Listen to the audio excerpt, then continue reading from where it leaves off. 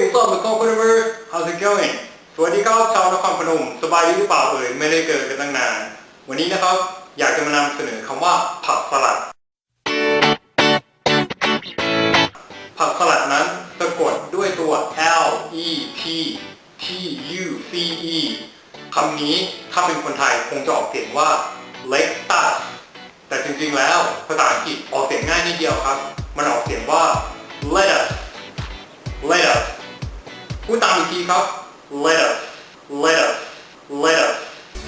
มันออกเสียงเหมือนกับคำว่า let L E T แล้วก็ us U S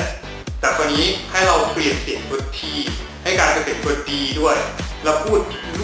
รวมกันออกเสียงเร็วๆครับจาก let us กลายเป็น lettuce เยี่ยมมากครับเอาไปฝึกพูดนะครับรับรองจะพูดกับฝรั่งได้อย่างชัดเจน Alright guys, I'll see you next time. Take care.